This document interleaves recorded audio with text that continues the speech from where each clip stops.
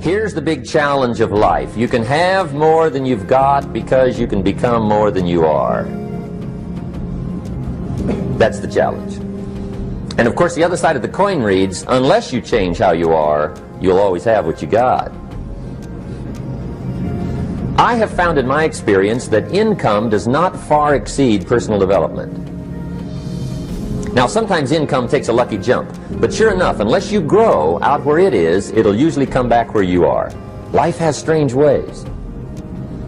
If somebody hands you $1 million, best you become a millionaire quickly, so you get to keep the money. Otherwise, sure enough, it'll disappear. Somebody once said, if you took all the money in the world, divided it up equally among everybody, it would soon all be back in the same pockets.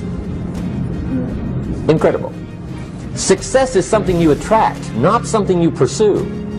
Success is looking for a good place to stay. So instead of going after it, you work on yourself. Personal development. See, the major question to ask on the job is not what are you getting? The major question to ask on the job is, what are you becoming? See, the big question is not what am I getting paid here? The big question is, what am I becoming here? Because true happiness is not contained in what you get. Happiness is contained in what you become. So that's our major subject for tonight, personal development. Of all the assignments Mr. Shoaff gave me at age 25, this was probably the most difficult. In fact, I'm still working on this one. I think it's an unending challenge to see what you can become. The next subject is called Basic Laws. And it's good to study the basics. And I call these basics primarily because they come from the Bible. Now, I'm not a theologian or a minister, and that'll be apparent. But Mr. Shoaff taught me that the Bible was a good textbook for ideas and stories and success equations, how to live the better life. I found out that was true. He also taught me that the Bible is as practical as it is spiritual, and I found out that's true. If you look at your bank account and your income and you're not happy, there are several places in the Bible to check to see what the heck's wrong so you can make the changes. And we're going to cover some of those tonight, called basics. Okay. The next subject is my favorite, setting goals.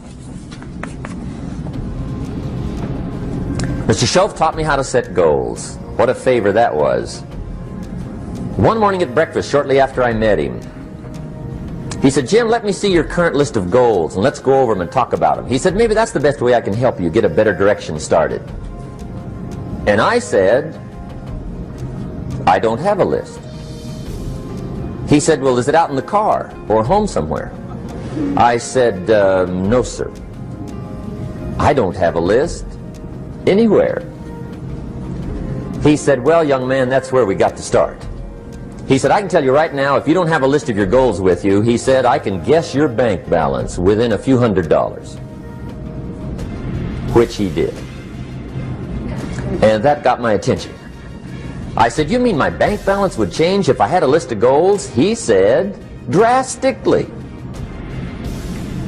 That day I became a willing student how to set goals. And sure enough, learning how to set goals changed my life. And I often wondered why no one had ever taught me how to set goals up until age 25. I went to high school, but if they offered it, I missed it. I went to college for a year, never heard it. I worked for Sears. Really. And to my knowledge, Sears never taught it. Right? How to set goals. So here I am, age 25, married, my family's starting, I've been to college, I'm working, and I still don't know how to set goals. But fortunately, when I was 25, I met the man who taught me how, and it revolutionized my whole life. Economically, socially, personally, it's incredible. So I want to share with you tonight what Mr. Shoaff shared with me, how to set goals. It can be a life changer. Okay, the next subject is the negative part of the seminar. Life is part negative, so we got to talk about the negative. And this subject is called diseases of attitude. Diseases of attitude. There's a lot of things that can wreck your chances to do well. We live in a rather dangerous world, so you got to be not only wise, you got to be careful. Now, attitude diseases are just as bad as physical diseases, right? High blood pressure, heart trouble. I mean, a lot of things lace your chances to do well. So you've got to be careful. And attitude diseases are deadly. I mean, they'll destroy all the good things you start. Okay? So we'll go through those attitude diseases, how to spot them, how to look for them, what they are, and the cure. And I'm a pro on these because I've had them all, so I can give you excellent advice on these. Now, the last subject we're going to consider tonight is called the day that turns your life around. The day that turns your life around. And under this subject, we're going to talk about the emotions that can change your life. Human beings are emotional creatures. And emotions are powerful for life change. Now, of course, emotions are so powerful they can go either way on you. Emotions can either build or destroy. So you really have to employ emotions properly. We call civilization the intelligent management of human emotions. If you can intelligently apply your emotions in the right direction, no telling what can happen. Could turn your life around one day would be sufficient. So we'll talk about those. Okay. Now that's a lot to cover in one evening. But we'll keep at it here and see if we can't get it all done. I'd like to have you now jot down the theme of the seminar. Every seminar should have a theme, I guess. We've got one. It's on some of our literature if you happen to notice it, but if you didn't, for your notes, here it is. The theme of the seminar goes like this: the major key to your better future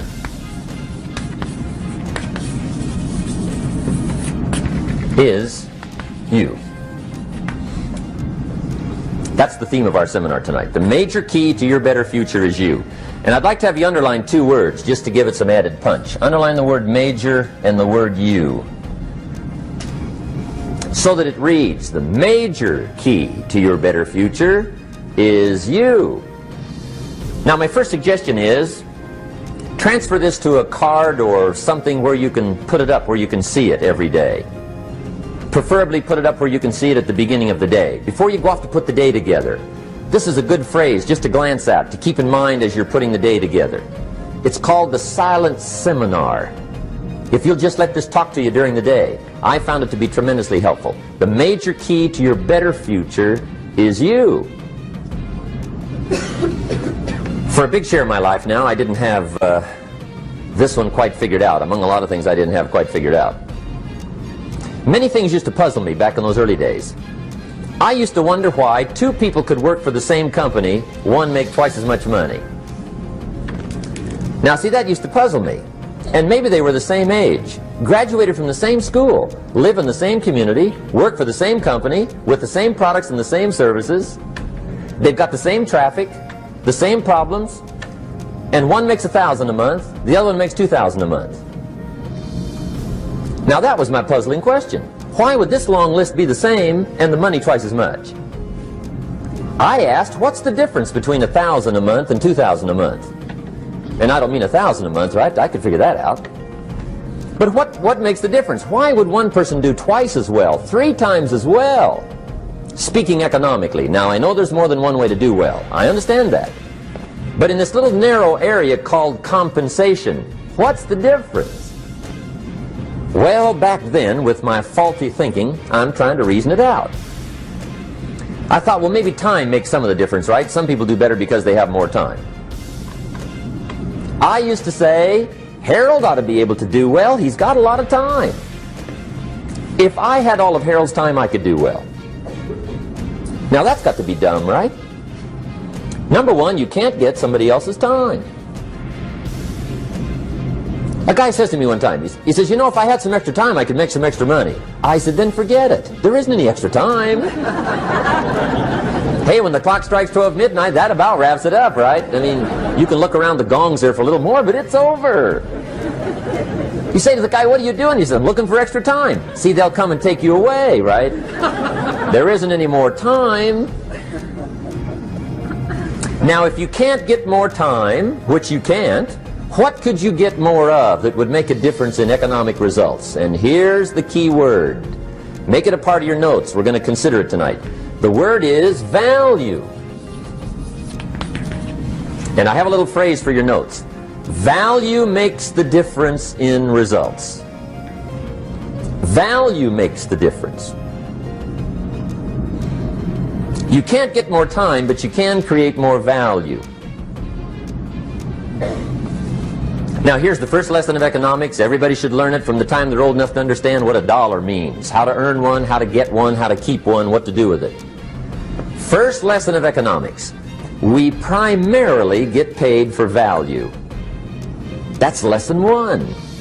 Bringing value to the marketplace, that's how you get paid. You don't get paid for the time. I know it takes time to bring value to the marketplace, but you get paid for the value, not the time. Now, since that's true, here's one of the key questions of the evening. Is it possible to become twice as valuable at the marketplace and make twice as much money in the same time? Could you become 3 times as valuable? Make 3 times as much money in the same time? Is that possible? The answer is yes, if. And it's always if, right? Life is known as the big if. Harry Truman once said, life is iffy. How true. And here's the big if we're going to consider it tonight. It's possible to do much better at the marketplace if you go to work primarily on yourself. And that's the theme of our seminar tonight. Learning to work primarily on yourself. People have asked me for the last 24 years, how do you develop an above average income? And the answer is, become an above average person. Develop an above average handshake. Some people want to be successful, they don't even work on their handshake. As easy as that would be to start on. They let it slide, they don't understand. Develop an above average smile. Develop an above average excitement. Develop an above average interest in other people. Develop an above average intensity to win. See, that'll change everything. Probably one of the most frustrating experiences in life is looking for an above average job with above average pay without becoming an above average person. It's called frustration.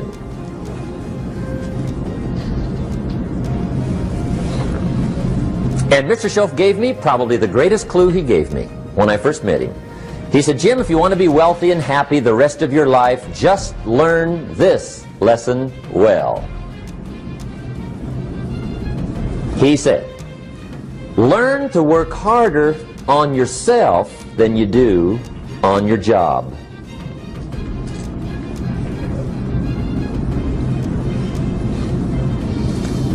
Then Mr. Shoaff gave me probably one of the most important clues among so many things he taught me, but this was in those early days. Mr. Shoaff was very kind, but he was also very abrupt. And he had these interesting questions to ask. I'm giving him a little rundown one day on how things hadn't worked out for me. He said, Mr. Owen, I've got the answer for you if you will listen carefully. And listen carefully I did that day and for the next 5 years. If somebody's wealthy and happy, you gotta listen. He said, Jim, I've only known you a short time. But he said, it's already my honest opinion that for things to change for you, you've got to change. That wasn't quite the answer I was looking for. But that's the answer he gave me, and I pass it along to you on this warm summer evening in Anaheim, California, 1981. For things to change for you, you've got to change. Otherwise, it isn't going to change. Before I met Mr. Shoaff, I used to say, I sure hope things will change. Right? That seemed to be my only hope. If it isn't going to change, I'm in serious trouble. And then I discovered it isn't going to change, so I'm in serious trouble.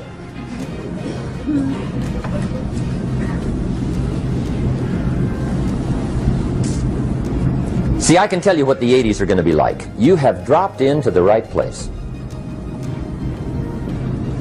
I did a seminar one time for Standard Oil executives and management in Honolulu.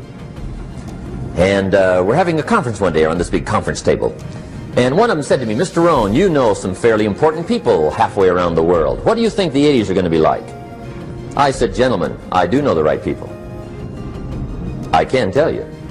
So they all listened very carefully. And I said, gentlemen, based on my wide experience, I can really honestly say to you, in my opinion, in the 80s, it's going to be about like it's always been. Aren't you glad you came? That's inside. I don't pass that around just everywhere. Now, of course, I said that to make a point, but I also said it because it's accurate. It's going to be about like it's always been.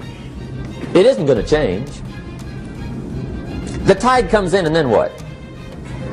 It goes out for 6,500 years that we know of, recorded history, and probably long before that. So it is not going to change. It gets light, and then what? It turns dark. 6,500 years. See, it's not likely to change. And we're not to be startled by that. If the sun goes down, the guy says, what's happened, what's happened? It means he hasn't been here long, I guess, right? It always goes down about this time. The guy says, well, I don't like that arrangement. Well, you got to talk to somebody besides me, right? It gets light, then it turns dark. In rotation, the next season after fall is what? Winter. Pray tell, how often does winter follow fall? Every year regularly for the last 6,500 that we know of. See, it is not going to change. Now, some winters are long, and some are short, and some are hard, and some are easy, but they always come right after falls. It isn't going to change. Sometimes you can figure it out, sometimes there's no way to figure it out. Sometimes it goes well, sometimes it gets in a knot. Sometimes it sails along, sometimes it gets in reverse. See, that's not going to change. The last 6,000 years reads like this: opportunity mixed with difficulty. That's how it reads. It isn't going to change. The man says, well, if it isn't going to change, how will my life ever change? Answer, when you change. And whether I'm talking to high school kids or business executives, my message is always the same. And it goes like this: the only way it gets better for you is when you get better.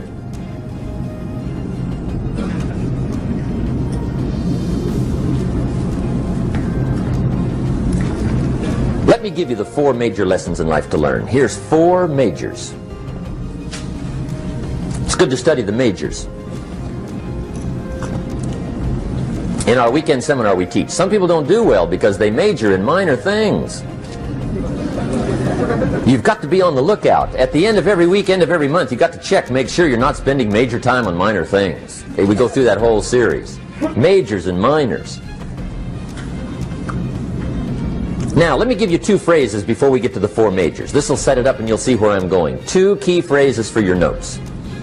Here's the first one. Life and business is like the changing seasons. That's the first phrase. Life and business is like the changing seasons. One of the best ways to describe life, it's like the seasons. Frank Sinatra sings, life is like the seasons. Now here's the second phrase. Very important. You cannot change the seasons, but you can change yourself. You can't change the seasons, but you can change yourself. And see, that's how life gets better for you, not by chance, but by change. Now, here's the 4 major lessons in life to learn. I've got my first book finished. Came out a couple of weeks ago. This is in it. The 4 major lessons in life to learn. Here they are. Number 1, learn how to handle the winters. That's lesson 1. They come right after falls with regularity. Some are long and some are short and some are hard and some are easy, but they keep coming. You must learn to handle the nights. They come right after days. You must learn to handle difficulty. It comes right after opportunity. You must learn to handle recessions. They always follow progressions. For the last 6,000. See, it isn't going to change. The lesson you must learn is how to handle it. And there's all kinds of winters, right? The winter when you can't figure it out. The winter when it all goes smash. The winter when it turns belly up. The winter when it won't work, when you've run out of money and you've got a broken heart. See, those are winter times. There's all kinds. Economic winters, social winters, personal winters. When your heart is smashed in 1,000 pieces and the nights are unusually long, your prayers seem to go no higher than your head. It's wintertime. Barbara Streisand sings, "It used to be so natural to talk about forever, but used to be's don't count anymore. They just lay on the floor till we sweep them away. You don't sing me love songs, and you don't say you need me, and you don't bring me flowers anymore." A song of winter. But see, the disappointments come. Those are normal.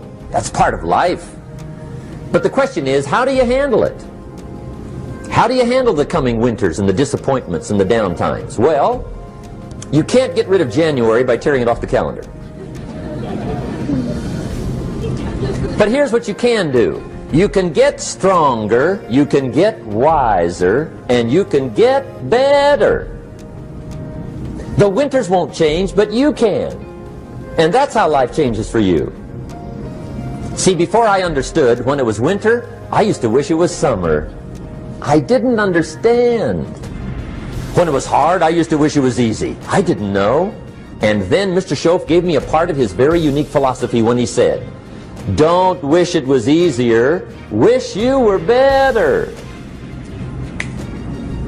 See, that triggered my whole life change. Don't wish for less problems, wish for more skills. Don't wish for less challenge, wish for more wisdom. That's the key. So that's lesson 1, learn how to handle the winters. Here's lesson 2, learn how to take advantage of the spring. That's the second one. Spring is called opportunity. And spring follows winter. What a great place for it. If you were going to put it somewhere, that'd be the place to put it, right after winter. And pray tell, how often does spring follow winter? Every year with regularity, 6,000. You can almost count on it. See, opportunity always comes. Days follow nights. Isn't that terrific? Opportunity follows difficulty. But here's what you must learn to do. Underline these 2 words in that key phrase. Take advantage. Underline those 2. You must learn to take advantage of the spring. See, just because spring rolls around is no sign you're going to look good come fall. You gotta do something with it.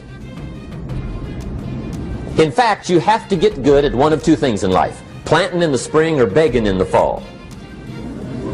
Or get somebody to do it for you. See, those are about the only alternatives. Now here's what else you must do. Take advantage of the springs quickly, because there's only a few. Just a handful of springs have been handed to each of us. They don't come forever. Life is fairly brief. So you got to read every book you can get your hands on what to do with your springs while they're here. And take advantage, they soon run out. The Beatles wrote, "Life is so short." And for John Lennon, it was extra short. But life is brief. Elton John sings, "She lived her life like a candle in the wind." It's brief. So whatever you're going to do with your life, you got to get at it. Don't just let the springs pass. Here's the third major lesson in life to learn. Learn how to protect your crops all summer. You got to take care of what you start. Sure enough, as soon as you've planted your garden in the spring, the busy bugs and the noxious weeds are out to take it. And here's the next bit of truth. They will take it unless you prevent it. And that's the third major skill to learn. You've got to learn to prevent the intruder from taking all the good you start. It's one of the challenges. Here's two key phrases under number 3. First one, all good will be attacked. On this planet. Maybe not the next one we get to, but on this one, all good will be attacked. Every garden will be invaded. Not to think so is naive. And here's the second phrase. All values must be defended. Political values, social values, community values, family values, marriage values, friendship values, business values. Every garden must be tended all summer. Third major lesson. Now here's number 4. Fourth major lesson in life to learn.